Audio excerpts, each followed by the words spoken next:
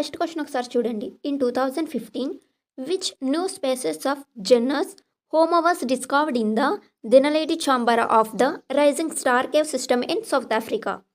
ఇది ఆర్ఆర్బీ ఎన్పిటిసిలో అడిగింది. 2021లో అయితే ఈ క్వశ్చన్ రావడం జరిగింది. తెలుగులో ఒకసారి క్వశ్చన్ చూస్తే 2015లో దక్షిణాఫ్రికాలోని రైజింగ్ స్టార్ గుహా వ్యవస్థలోని దినలేటి చాంబర్లో హోమో వంశానికి చెందిన ఏ కొత్త జాతి అయితే కనుగొనబడింది అన్నది క్వశ్చన్. సో దీని యొక్క ఆన్సర్ చూస్తే హోమో నలేడి అనే ఒక కొత్త జాతి అయితే మానవులకు సంబంధించి హోమో వంశానికి సంబంధించి అనమాట కొత్త జాతిని అయితే కనుగొన్నారు దక్షిణాఫ్రికాలో 2015లో అయితే కనుగొనడం జరిగింది.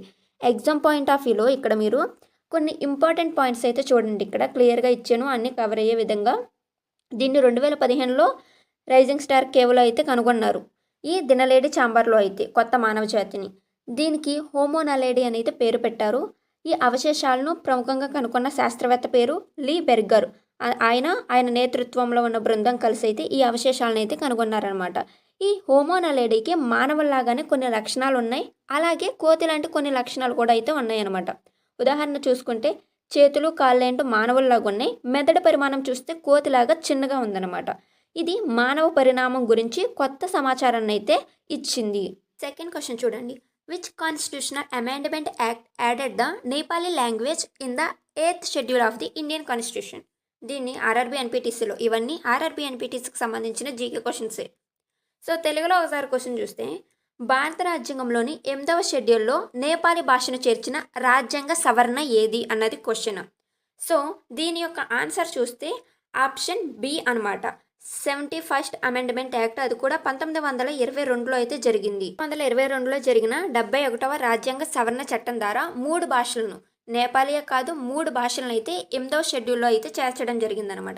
ఫస్ట్ది కొన్కని, మణిపూరి, నేపాలి, ఈ 3 అయితే 71వ సవరణ ద్వారా రాజ్యాంగంలోకి చేర్చారు 1922వ సంవత్సరంలో, అది కూడా. సో ఈ 8వ షెడ్యూల్లో ఉన్న భాషలకైతే కొన్ని ప్రయోజనాలు అయితే ఉన్నాయి, కొన్ని ఇంపార్టెన్స్ అయితే ఉన్నాయి అనమాట. ఇవి ప్రభుత్వం ద్వారా గుర్తింపు పొందినటువంటి భాషలు. అంతేకాకుండా యూపీఎస్సీ వంటి పరీక్షలో ఉపయోగం. అంటే ఏంటంటే యూపీఎస్సీని హిందీలోనే రాయాలా లేకపోతే ఇంగ్లీష్లోనే రాయాలా అనేది కాకుండా, హిందీ అనేది ఏంటిది మన భారతదేశానికి రాజభాష కదా, కానీ చాలా కొన్ని రాష్ట్రాల్లో హిందీని ఉపయోగించరు.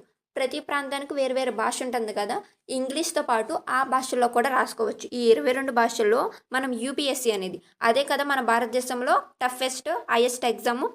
సో ఆ ఎగ్జామ్ని ఇంగ్లీష్తో పాటు మన సొంత భాషలో, ఈ 22 భాషల్లో, దాంట్లో మన తెలుగు కూడా ఉంది, ఈ భాషల్లో అయితే మనం రాసుకోవచ్చు అనమాట. దానికనమాట ఉపయోగం అనేది.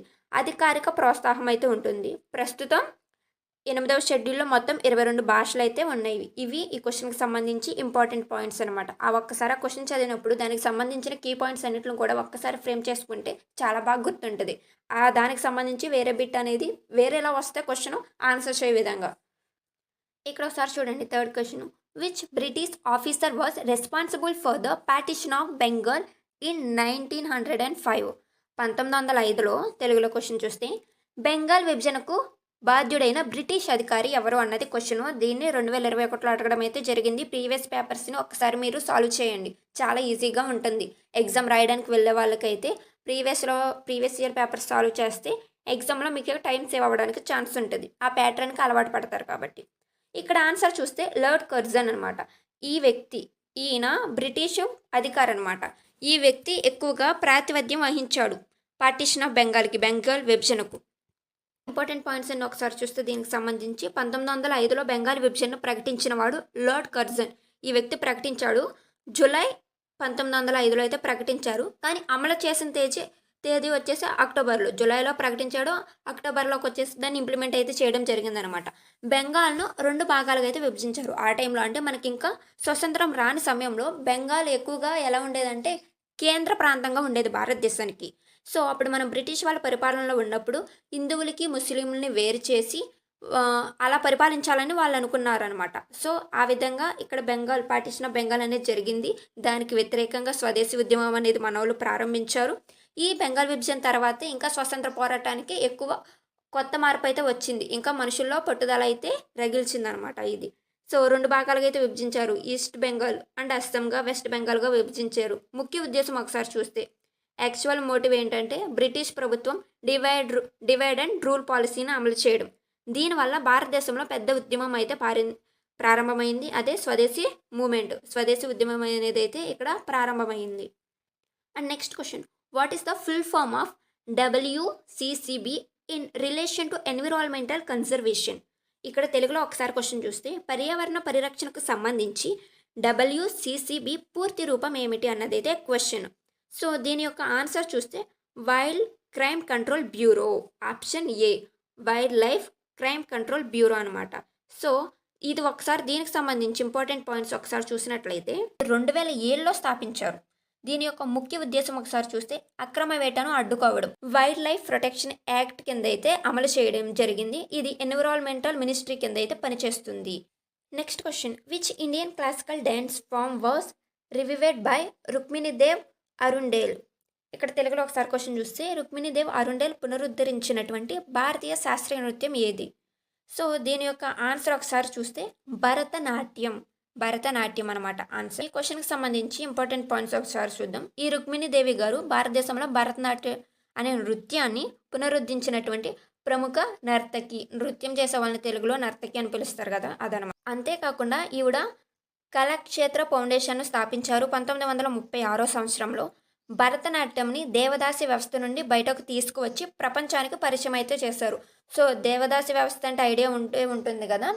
సో వాళ్ళు కేవలం ఏంటంటే గుళ్ళోనే ఉంటారు, గుడికే పరిమితం, బయట ప్రపంచంతో వాళ్ళకి అంతగా పరిచయం అయితే ఉండదు. దేవుడి దగ్గర నాట్యం చేయడం వాళ్ళకి అంతే, బయట ప్రపంచం అంతగా తెలియదు అనమాట.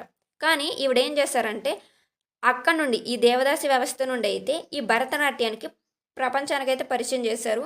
ఈ నృత్యం ప్రధానంగా చూసుకుంటే తమిళనాడు రాష్ట్రానికి చెందిందనమాట. క్వశ్చన్ చూడండి, under the constitution of India who is the final interpreter of the constitution? భారత రాజ్యాంగం ప్రకారం రాజ్యాంగానికి తుది వ్యాఖ్యత ఎవరు?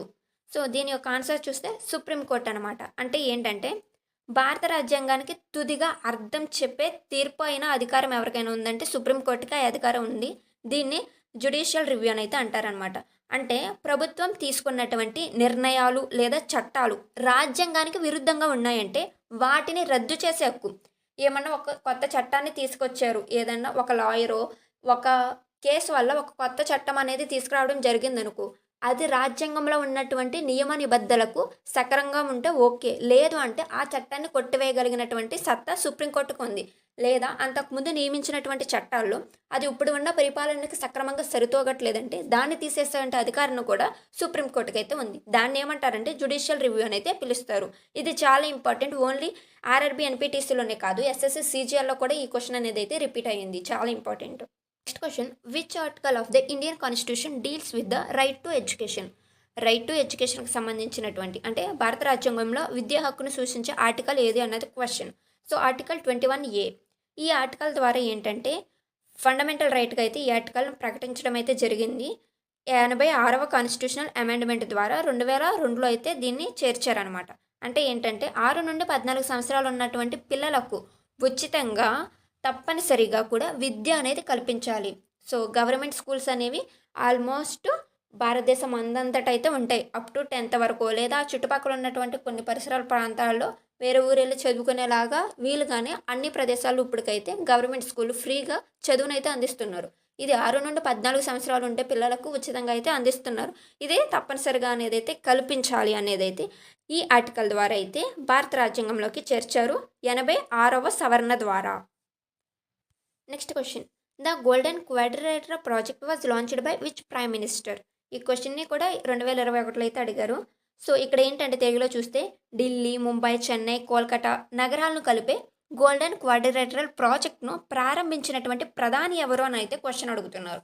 సో దీని యొక్క ఆన్సర్ చూస్తే దీన్ని ప్రారంభించినటువంటి ప్రధాని అటల్ బిహారీ వాజ్పేయి గారు. దీనికి సంబంధించి ఇంపార్టెంట్ పాయింట్స్ ఒకసారి చూస్తే గోల్డెన్ క్వాడ్రిలేటరల్ భారతదేశంలో అతిపెద్ద రహదారి ప్రాజెక్ట్ అనమాట. ఇది 4 ప్రధాన నగరాలను అయితే కలుపుతుంది, ఢిల్లీ, ముంబై, చెన్నై, కోల్కతా. ఈ ప్రాజెక్ట్ను ప్రారంభించిన వారు ప్రైమ్ మినిస్టర్ అటల్ బిహారీ వాజ్పేయి గారు. దీని పొడవు సుమారు 5846 కిలోమీటర్లు అయితే ఉంది. White label ATMs are operated by which entities? ఈ క్వశ్చన్ కూడా 2021లో అడగడం అయితే జరిగింది. ఇక్కడ వైట్ లేబుల్ ATMలను ఎవరు నిర్వహిస్తారు? ఇక్కడ దీని ఆన్సర్ చూస్తే NBMCS, కాకపోతే దీని యొక్క ఇంపార్టెంట్ ఒకసారి చూస్తే అసలు ఏంటి ఈ ఎన్బిఎఫ్సిస్ అంటే ఏంటి, ఈ వైట్ లేబుల్ ఏటీఎంస్ ఏంటి అంటే ఒకసారి చూస్తే ఇవి బ్యాంకులకు చెందని ఏటీఎంస్ అనమాట. ఫర్ ఎగ్జాంపుల్ టాటా ఇండికాష్ ఏటీఎం అనేది అయితే ఉంది. దీనికి సంబంధించి పర్టికులర్గా సెపరేట్గా ఈ టాటా ఇండికేట్ అనే ఒక బ్యాంక్ అనేది అయితే లేదు, బట్ ఏటీఎం అయితే ఉందన్నమాట. సో ఇది బ్యాంకుకు చెందింది, నాన్ బ్యాంకింగ్ ఫైనాన్షియల్ కంపెనీస్ అనమాట. ఈ ఎన్బిఎఫ్సిఎస్ఎస్ అనేవి అయితే ఇలాంటి వాటిని నిర్వహిస్తాయి. ఇవి ఆర్బీఐ అనుమతితో అయితే పనిచేస్తాయి అన్నమాట. బ్యాంకులకు చెందని ఏటీఎంలనే వైట్ లేబుల్ ఏటీఎంలను అయితే పిలుస్తారు. ఇది చాలా ఇంపార్టెంట్ అయినటువంటి క్వశ్చను. బ్యాంకింగ్ సెక్టర్లో కూడా బ్యాంక్ ఎగ్జామ్స్ రాసే వాళ్ళు ఉంటారు కదా, వాళ్ళకు కూడా ఇది చాలా ఇంపార్టెంట్ ఈ question. Who was the president of the INC at the time of India's independence in 1947? తెలుగులో ఒకసారి క్వశ్చన్ చూస్తే 1947లో భారత స్వతంత్రం సమయంలో కాంగ్రెస్ అధ్యక్షుడు ఎవరు అని అంటున్నారు. మన స్వతంత్రం వచ్చినప్పుడు కాంగ్రెస్ యొక్క అధ్యక్షుడు ఎవరు అని చూస్తే దీని యొక్క ఆన్సర్ వచ్చేసి జేబీ కృపాలిని గారు. జేబీ కృపాలిని. భారతదేశానికి 1947లో అయితే స్వతంత్రం వచ్చింది, మనకి ఇండిపెండెన్స్ వచ్చింది 1947లోనే కదా. అప్పుడు ఈ కాంగ్రెస్ పార్టీ అధ్యక్షుడు ఎవరంటే జేబీ కృపాలిని గారు. ఆయన ప్రముఖ స్వతంత్ర సమరయోధుడు. అంతేకాకుండా మహాత్మా గాంధీకి అంటే గాంధీ తాతకి దగ్గరగా పనిచేశారనమాట ఈయన. Next question, which atmospheric layer is characterised by increasing temperature with height? తెలుగులో క్వశ్చన్ చూస్తే ఎత్తుకు వెళ్ళే కొలది ఉష్ణోగ్రత పెరుగుతూ ఉండే వాయుమండల పొర ఏది అని.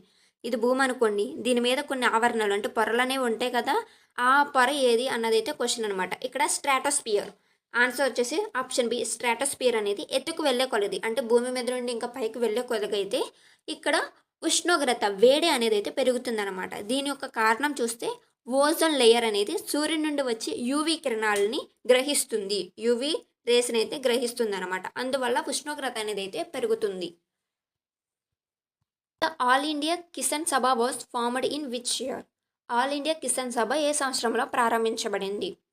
సో దీని యొక్క ఆన్సర్ చూస్తే 1936లో అయితే దీన్ని ప్రారంభించారు. సంబంధించి కొన్ని ఇంపార్టెంట్ పాయింట్స్ ఒకసారి చూస్తే ఈ ఆల్ ఇండియా కిసాన్ సభ అనేది 1936లో ప్రారంభించడం జరిగింది. దీని యొక్క ముఖ్య ఉద్దేశం ఏంటంటే రైతుల హక్కులను రక్షించడానికైతే ఏర్పాటు చేయబడింది అనమాట. ఇది రైతుల సమస్యలు, భూమి పన్నులు మరియు రైతు సంక్షేమం కోసం అయితే పనిచేస్తుంది. ఇది భారత స్వతంత్ర ఉద్యమం సమయంలో ముఖ్యమైన రైతు ఉద్యమ సంస్థగా అయితే పనిచేసింది అనమాట. సో ఈ క్వశ్చన్స్ అనేవి ఆర్ఆర్బీ ఎన్పిటిసికి సంబంధించి కొన్ని ఇంపార్టెంట్ క్వశ్చన్స్ అనమాట. ఈ టాపిక్ నుండి పక్కా ఇప్పుడు మాట్లాడుకున్న అన్ని టాపిక్స్లో నుండి అయితే మీకు క్వశ్చన్స్ ఆ సెక్టర్ నుండి క్వశ్చన్స్ రావడానికి అయితే ఛాన్స్ ఉంటుంది.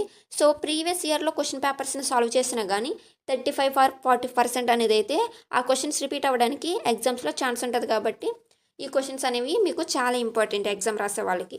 సో వీడియోని మీరు ఇక్కడ వరకు చూసారు అని అంటే వీడియో మీకు ఎంతైనా హెల్ప్ చేసిందని ఆశిస్తున్నాం. సో ప్లీజ్ ఇక్కడ వరకు చూసిన వాళ్ళు ఎవరైనా ఉంటే ఒక చిన్న లైక్ చేసి కొత్తగా ఎవరైనా చూస్తున్నట్లయితే ఛానల్ అయితే సబ్స్క్రైబ్ చేసుకోండి. ఖచ్చితంగా ఈ ఛానల్ ద్వారా మీ ఎగ్జామ్ ప్రిపరేషన్కి ఉపయోగపడే జనరల్ నాలెడ్జ్ ఆర్ జనరల్ అవేర్నెస్కి సంబంధించి అన్ని టాపిక్స్ మీద ఈ ఛానల్ ద్వారా మీకైతే క్వశ్చన్స్ అందించడం అయితే జరుగుతుంది. ప్రీవియస్ ఇయర్లీ అందిస్తాము. అంతేకాకుండా కొన్ని ఇంపార్టెంట్ క్వశ్చన్స్ కరెంట్ అఫైర్స్ అయినా కానీ లేదా రాసేటువంటి ఎగ్జామ్లో ఏ క్వశ్చన్స్ రావడానికి ఛాన్స్ ఉంటుంది అలా అనలైజ్డ్ క్వశ్చన్స్ కానీ అందించడం అయితే జరుగుతుంది. సో సబ్స్క్రైబ్ అయితే చేసుకుని మీ సపోర్ట్ అందించాలని కోరుకుంటున్నాం. Thanks for watching.